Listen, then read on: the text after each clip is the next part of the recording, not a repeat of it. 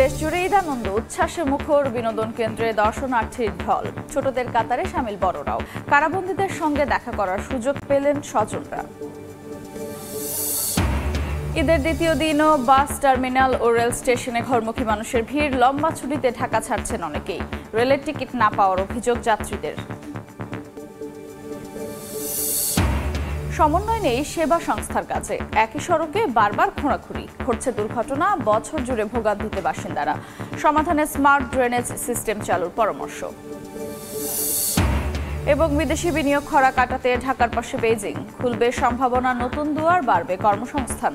বাংলাদেশ হবে দক্ষিণ এশিয়ার উৎপাদন হাব, আশা বিশ্লেষকদের।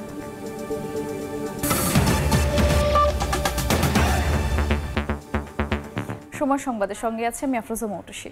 ঈদের দ্বিতীয় দিন বিনোদন কেন্দ্রগুলোতে ঢল নেমেছে দর্শনার্থীর। এই মুহূর্তে জাতীয় চিড়িয়াখানায় আছেন সহকর্মী চন্দ্রিমা চৌধুরী এবং চট্টগ্রামের ফয়েজ লেকে আছেন রিপোর্টার কমল দে। সরাসরি প্রথমে যাচ্ছি চন্দ্রিমার কাছে।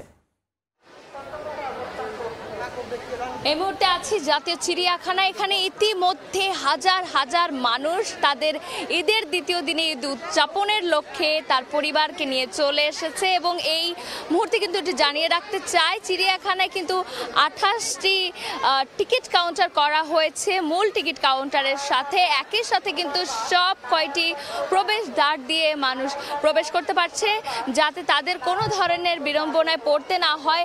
একই সাথে কিন্তু টিকিট কিন্তু বড়দের জন্য 50 টাকা করে রাখা হচ্ছে এবং কোনো ধরনের যাতে সমস্যা না হয় এবং নিরাপত্তা ব্যবস্থা যাতে ঠিক থাকে সার্বক্ষণিক মাইকিং করা হচ্ছে।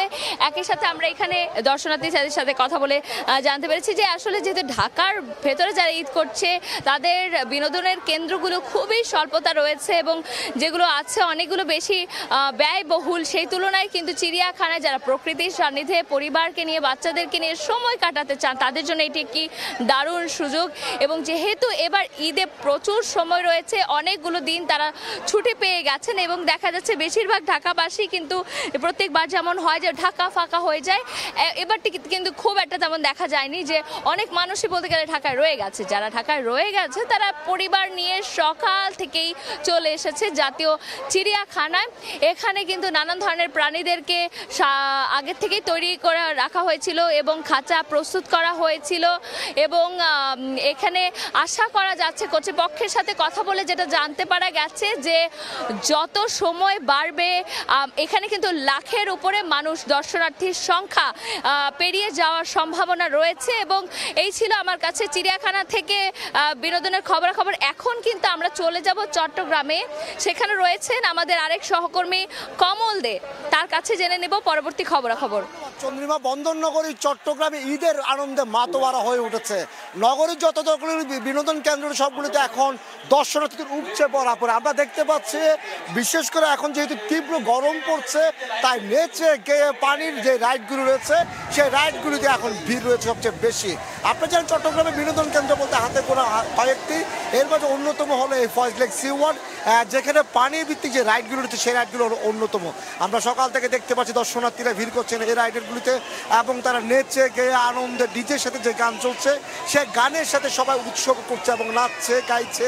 এবং তবে আরেকটা বিষয় যেটা হচ্ছে নিরাপত্তা ব্যবস্থা। আমরা দেখতে পাচ্ছি এখানে কিন্তু ব্যাপক নিরাপত্তা ব্যবস্থা নেওয়া হচ্ছে যাতে দর্শনার্থীদের কোনো রকম বিঘ্ন না ঘটে, সেই রকম নিরাপত্তা ব্যবস্থা নিয়েছে বলে সি ওয়ার্ল্ড কর্তৃপক্ষ আপনাদেরকে জানিয়েছে। আমরা কথা বলেছিলাম সি ওয়ার্ল্ডের যে ব্যবস্থাপক রয়েছে বিশ্বজিৎ ঘোষ, তিনি আমাদেরকে জানিয়েছেন প্রথম দিন তারা এখন পর্যন্ত 1 থেকে 1.5 হাজারের বেশি দর্শনার্থী প্রবেশ করেছে এই সি ওয়ার্ল্ডে। বিশেষ করে যে রাইডগুলো রয়েছে পানিভিত্তিক রাইডে সবচেয়ে ভিড় বেশি হচ্ছে।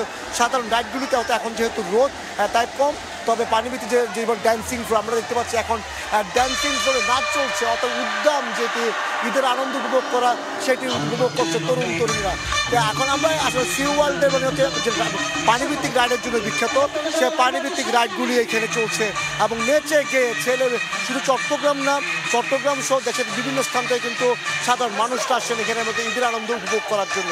এবং রোদ যেহেতু ঈদের আনন্দ একই সাথে তীব্র গরমও পড়ছে, তাই গরমের কারণে গরমে প্রশান্তি আনতে এই পানিভিত্তিক রাইডগুলো তারা নেচে গিয়ে উল্লাসে মেতেছে।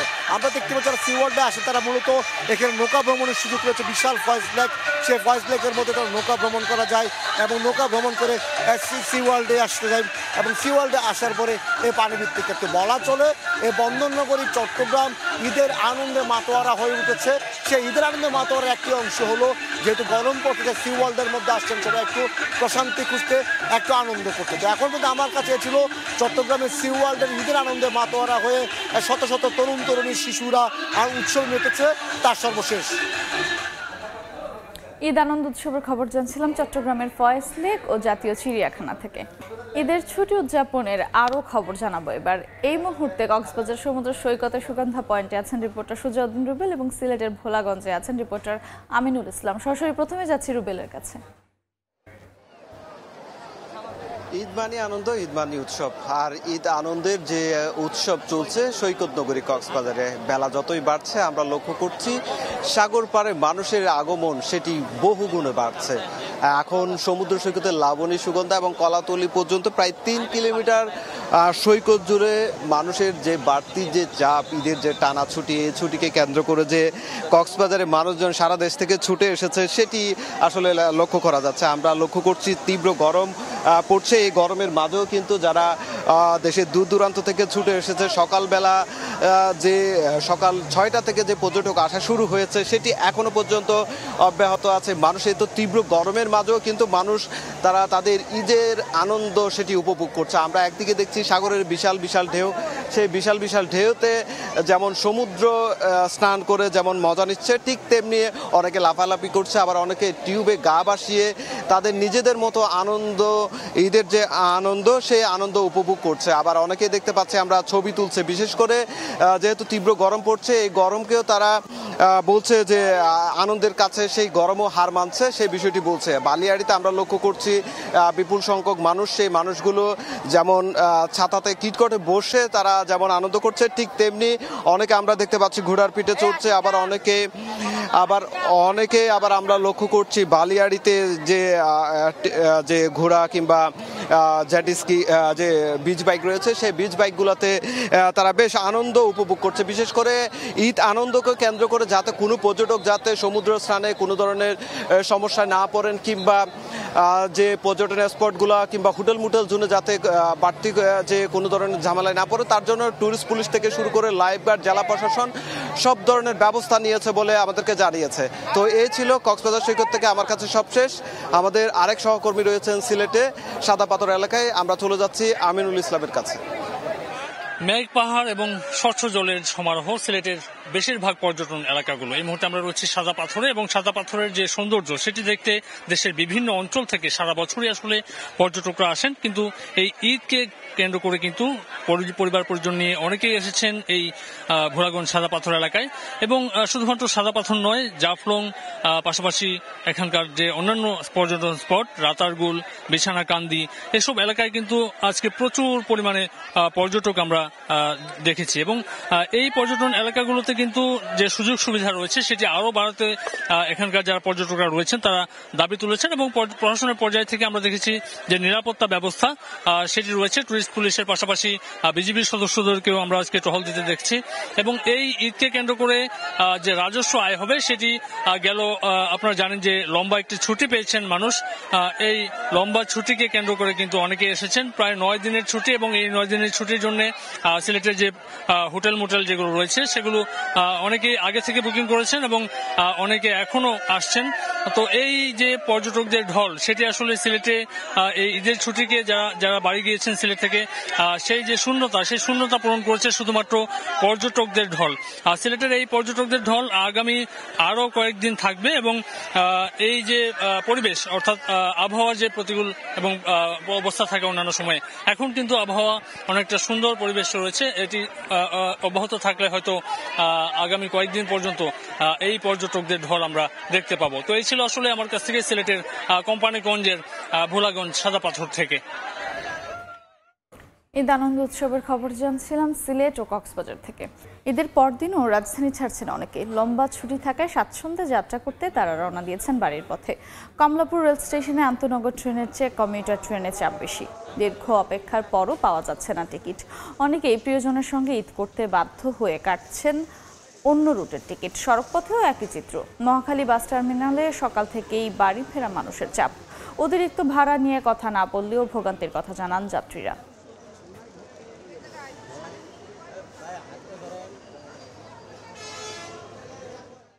রাস্তা ফাঁকা থাকে, ম্যাক্সিমাম মানুষজনই তো ঈদের আগেই চলে যায়, তো এই কারণে আর কি, এই কারণেই আসা আর কি ঈদের পর দিনই। প্রচুর যাত্রী, সেই তুলনায় গাড়ি খুবই কম।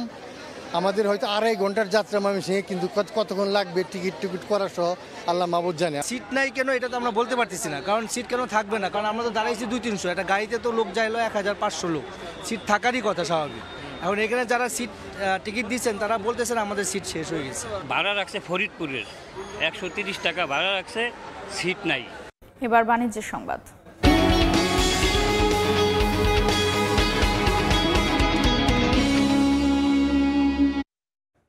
দেশে বিদেশি বিনিয়োগ নিয়ে যখন উকি দিচ্ছে শঙ্কার কালো মেঘ, তখন চীনের পাশে থাকার প্রতিশ্রুতি খুলেছে সম্ভাবনার দুয়ার। প্রধান উপদেষ্টার সফরে $1 বিলিয়ন বিনিয়োগের অঙ্গীকার করেছে প্রায় 30টি চীনা কোম্পানি। শুধু তাই নয়, চীনা উদ্যোক্তাদের বাংলাদেশে বিনিয়োগে উৎসাহিত করার আশ্বাস দিয়েছেন প্রেসিডেন্ট শি জিনপিং। চীনের এমন ইতিবাচক মনোভাব বাংলাদেশকে উৎপাদনের হাবে পরিণত করতে ভূমিকা রাখবে বলে আশা বিশ্লেষকদের। স্বল্পোন্নত থেকে উন্নয়নশীল দেশের যাত্রায় দরকার ব্যাপক বিদেশি বিনিয়োগ, অথচ গত কয়েক অর্থ বছরে প্রাপ্তির হিসেবটা নামমাত্র। সবশেষ চলতি অর্থ বছরে দুই প্রান্তিক মিলিয়ে বিদেশি বিনিয়োগের পরিমাণ মাত্র $21 কোটি। এমন বাস্তবতায় চীন সফরে যান প্রধান উপদেষ্টা ডক্টর মোহাম্মদ ইউনূস। শীর্ষ চীনা কোম্পানির প্রতিনিধিদের নিয়ে বৈঠক করেন তিনি। বাংলাদেশ ব্যবসার জন্য কতটা উন্মুক্ত তা তুলে ধরা হয় এই বৈঠকে। আমরা আশা করছি চাইনিজ ইনভেস্টমেন্ট অনেক ম্যাসিভলি বাংলাদেশে আসবে। চীন সরকার ও চীনা কোম্পানিগুলোর কাছ থেকে $2.1 বিলিয়ন বিনিয়োগ, ঋণ ও অনুদানের প্রতিশ্রুতি পেয়েছে বাংলাদেশ। প্রেস সচিব জানান, বাংলাদেশে বিনিয়োগে চীনা উদ্যোক্তাদের উৎসাহিত করার আশ্বাস দিয়েছেন প্রেসিডেন্ট শি জিনপিং। বিনিয়োগের সহায়ক পরিবেশ এটি যদি একটা বার্তা দেয়া যেতে বাইরে, তাহলে দেখা যাবে চীনের বাইরেও কিন্তু জাপান আছে বা অন্যান্য যে সমস্ত দেশগুলো আছে, তারাও কিন্তু বাংলাদেশে বিনিয়োগে আগ্রহী হবে। দেশীয় উদ্যোক্তারা বলছেন, চীনা বিনিয়োগে দ্রুতই বাড়বে কর্মসংস্থান, তবে অর্থনীতিতে কতটা প্রভাব পড়বে তা জানতে সময় লাগবে। ব্যাপারটা যদি এরকম হয় যে 100% র মেটেরিয়াল বাইরে থেকে আসছে, বাংলাদেশে প্রসেসড হচ্ছে এবং এটা আবার বাইরে চলে যাচ্ছে, এবং ট্যাক্স ওয়েভারের কারণে আসলে ট্যাক্সও আয় হচ্ছে না, শুধুমাত্র তারা যখন মজুরি দিচ্ছেন কিংবা তাদের ম্যানেজমেন্টকে যখন স্যালারি দিচ্ছেন বাংলাদেশে, সেটার বাইরে আসলে খুব একটা তখন আমাদের ইকোনমি থাকে না। চীনা বিনিয়োগে বাংলাদেশে উৎপাদিত পণ্য রপ্তানি বাজারে সহজে পৌঁছে দিতে মোংলা বন্দরের সক্ষমতা বাড়াতেও ঋণ দিচ্ছে বেইজিং। MS আরিফিন, সময় সংবাদ, ঢাকা। পবিত্র ঈদ উল ফিতর উপলক্ষে সারা দেশের কারাগারগুলোতে বন্দীদের সঙ্গে স্বজনদের দেখা করার সুযোগ দিয়েছে কারা কর্তৃপক্ষ। মঙ্গলবার সকালে কেরানীগঞ্জে ঢাকা কেন্দ্রীয় কারাগারে দেখা যায় অনেকেই বিশেষ খাবার নিয়ে এসেছেন। একজন বন্দীর সঙ্গে পরিবারের সর্বোচ্চ 5 সদস্য দেখা করার সুযোগ পেয়েছেন। কারা কর্তৃপক্ষ জানিয়েছে, ঈদ উপলক্ষে কারাবন্দীরা তাদের দেয়া নির্দিষ্ট মোবাইল নম্বরে 5 মিনিট কথা বলার সুযোগও পেয়েছেন। আগামীকাল কারাগারের ভেতরের বিশেষ সাংস্কৃতিক অনুষ্ঠানের আয়োজনও রেখেছে কারা কর্তৃপক্ষ। এ পর্যায়ে শীর্ষ সংবাদগুলো জানিয়ে দিচ্ছে আরেকবার। দেশজুড়ে ঈদানন্দ উচ্ছ্বাসে মুখর বিনোদন কেন্দ্রে দর্শনার্থীর ঢল। ছোটদের কাতারে সামিল বড়রাও কারাবন্দীদের সঙ্গে দেখা করার সুযোগ পেলেন স্বজনরা। এবং ঈদের দ্বিতীয় দিনও বাস টার্মিনাল ও রেল স্টেশনে ঘরমুখী মানুষের ভিড়। লম্বা ছুটিতে ঢাকা ছাড়ছেন অনেকেই। রেলের টিকিট না পাওয়ার অভিযোগ যাত্রীদের।